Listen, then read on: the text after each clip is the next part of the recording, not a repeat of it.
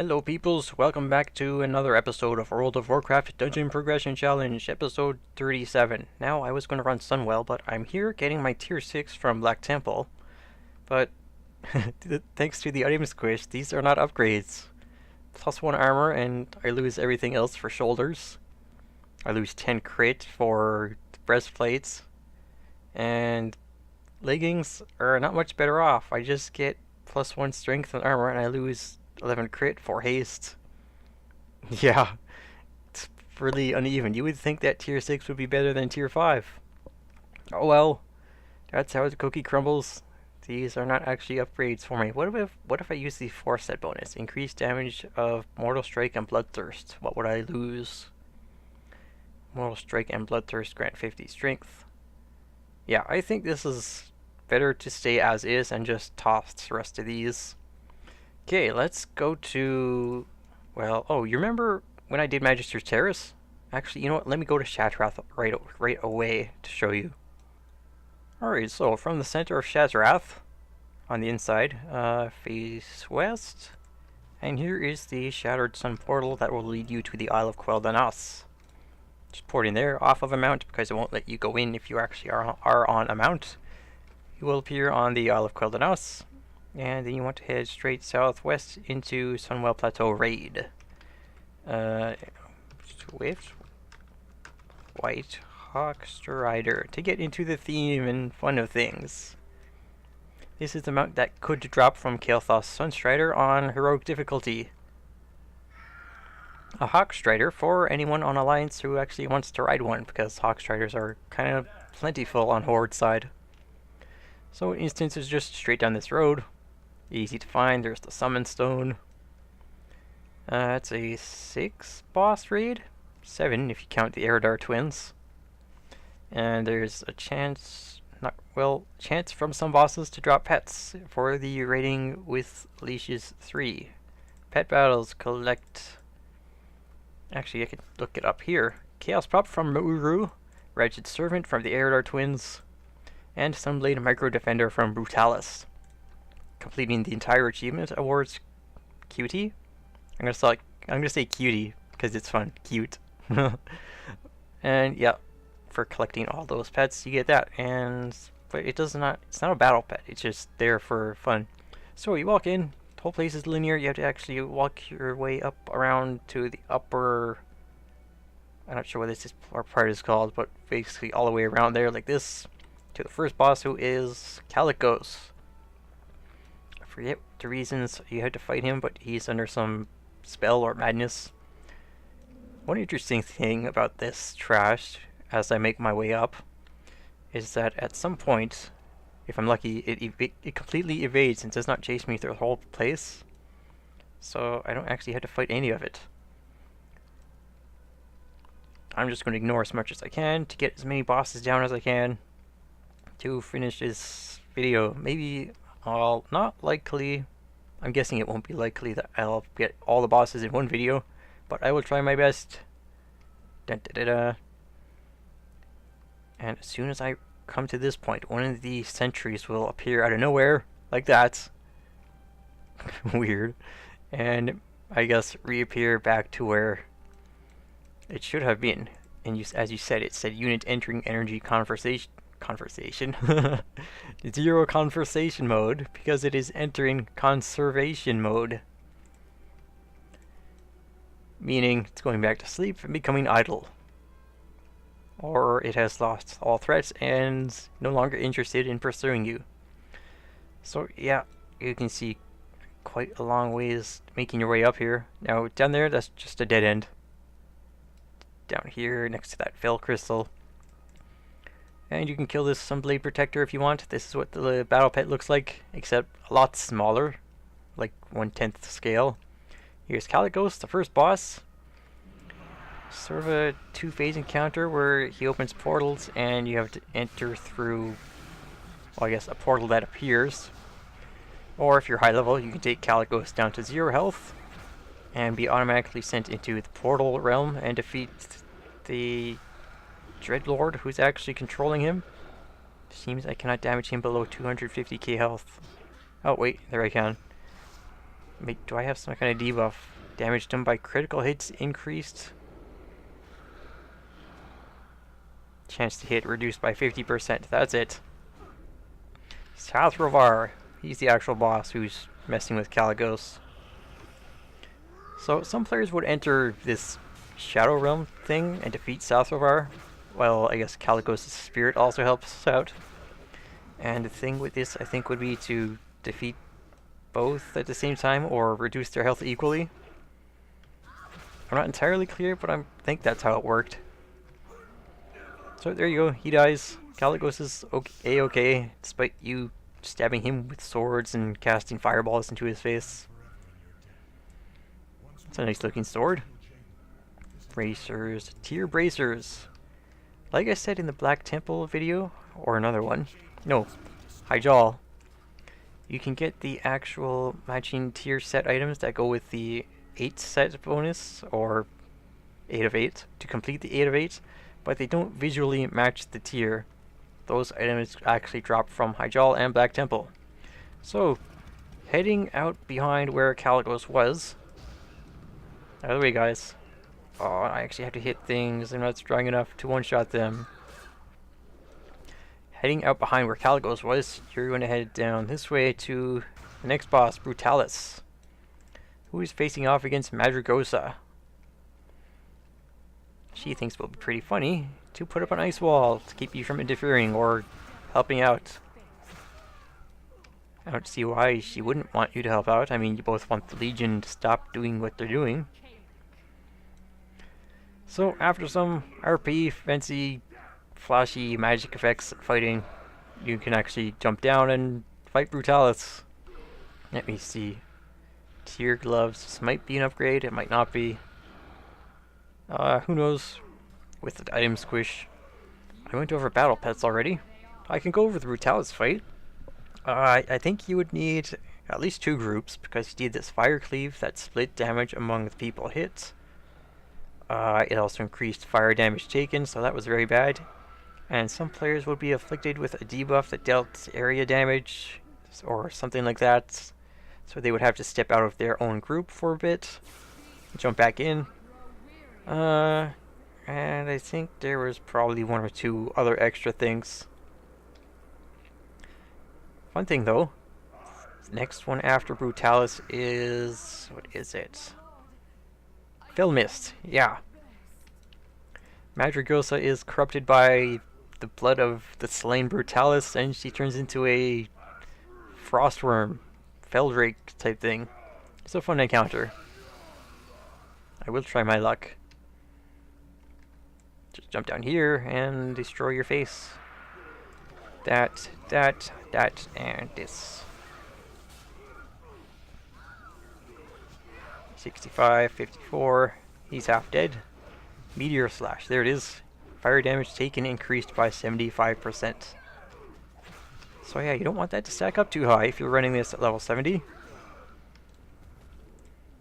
Heart of the Pit. This is like that shield that drops in... well, no it's not. But it does kind of pulse. Yeah, it's like that shield that dropped in Mount Hyjal that with a demon heart on it. And he drops 3 tier belts. I can use this one. Now, while I wait for like the 1 minute or 2 for Felmist to actually spawn, I'm just gonna skip ahead to when that happens, because this part actually, you're just sitting around and waiting for it.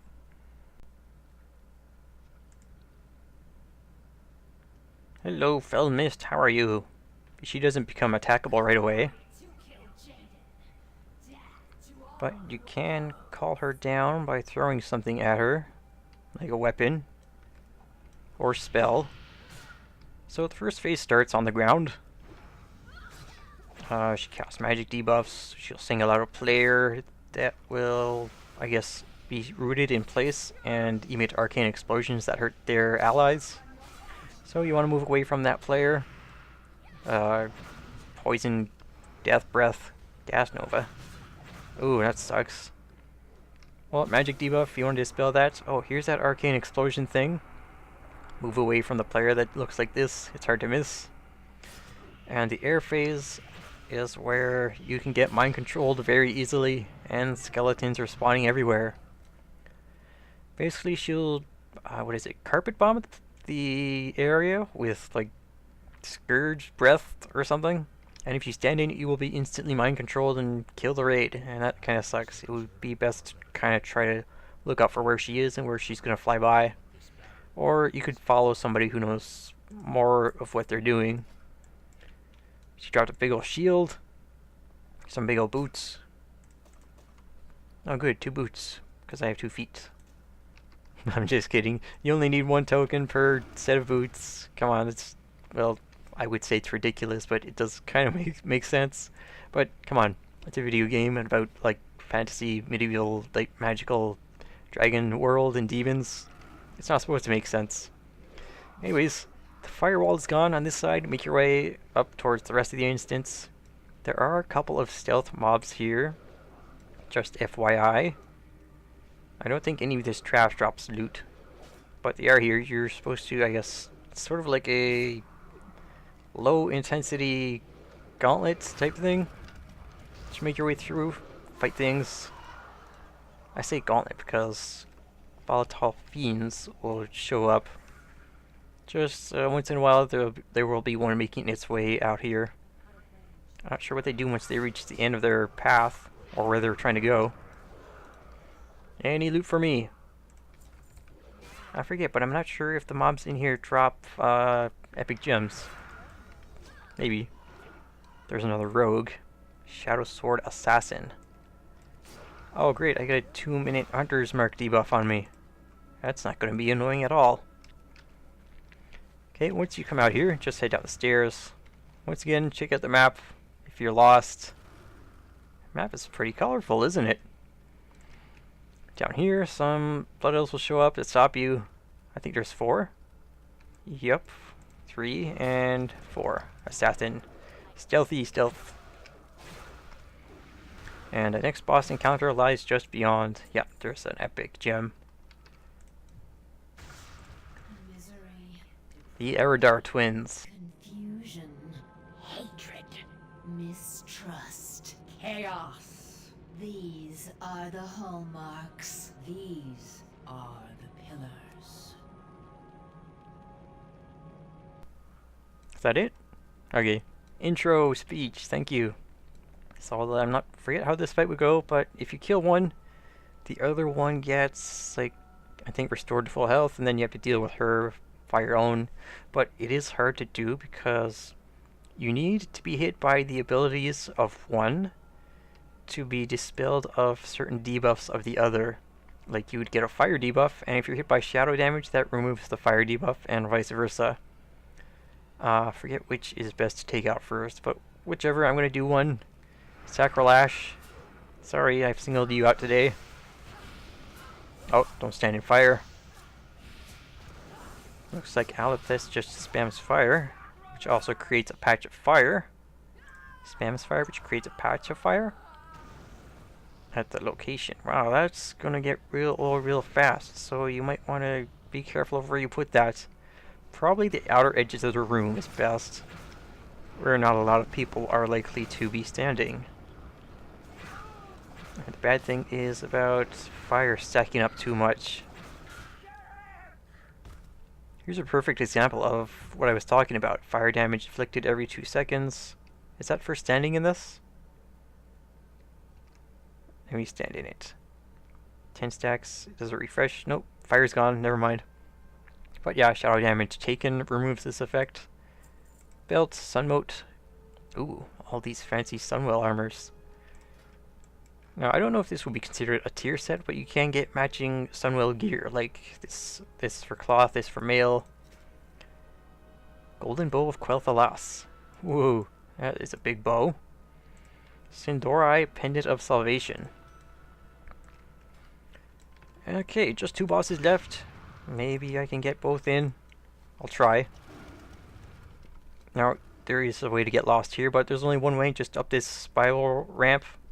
You could go along this outer edge here to kill all the demons, but really there's just not much of a point if you're trying to farm trash loot. You could do that. Basically, up around in here, and you fight the next boss, Mu'uru.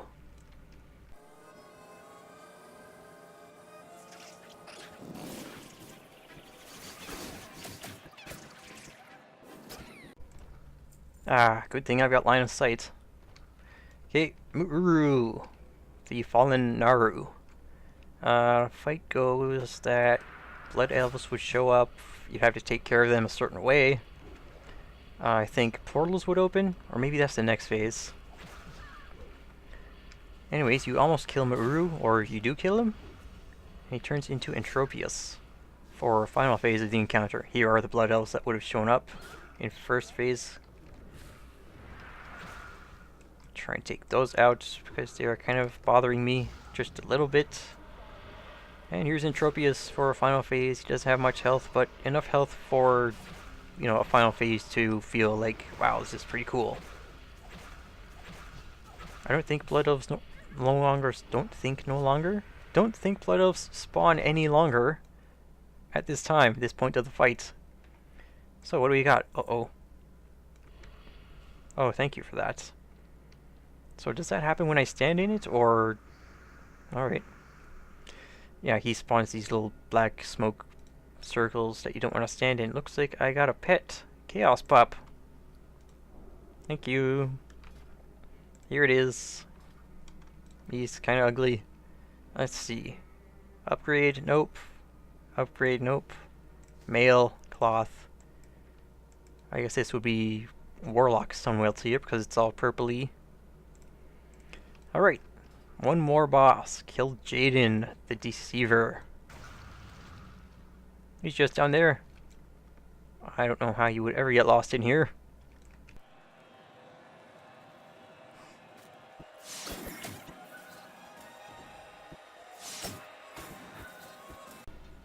Okay, Kil'jaeden. Where is he? He's not here.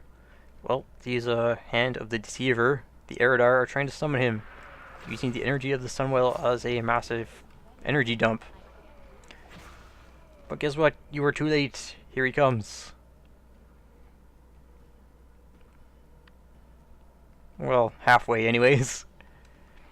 So here he is, entering into Azeroth and trying to defeat everybody because they're trying to stop him and his evil master plans. One annoying thing is, he's trying to knock me back a lot. Man, look at this health pool. Alright, I guess this is the first actual real epic fight. The annoying thing is, he's knocking me back. I don't know if that's a regular ability or because I'm stepping too close. You may have seen it there, he spawned 3 copies of a player, myself. There's also this shadow spike he's doing, which I guess launches these purple shadow bolts that'll fall towards the player slowly. Shield orb. What does this do? Well, I don't know much about the encounter, but you can click these orbs on the edge of the room to turn into a blue drake. Provide your group with breath buffs, fun things like that.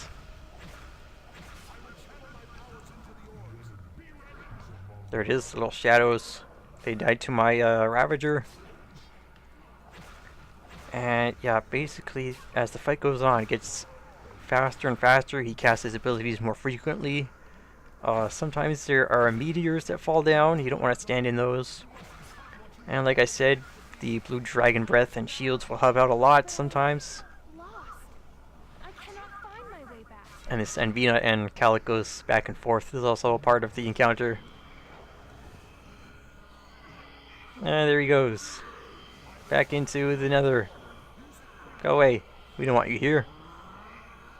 Maybe we'll see him in Legion. Seriously, I don't know though. But anyways, he does leave behind his fancy little necklace with all these cool loots for you. Such as Hand of the Deceiver. Golden Staff of the Sindori. Crown of Anasterian. And of course there's this really long, probably 10-minute spiel of reviving the Sunwell. This has been episode 37 of Dungeon Progression Challenge. If you like this video, leave a like. And if you want to follow along with the series or anything else on my channel, you can subscribe as well. Okay, until next time when I run Wrath of the Lich King content. Alright, all done with Burning Crusade. I'm going to start with Utgard Keep and Nexus. Should be good fun. Alright, till then, be swell, stay well, and farewell.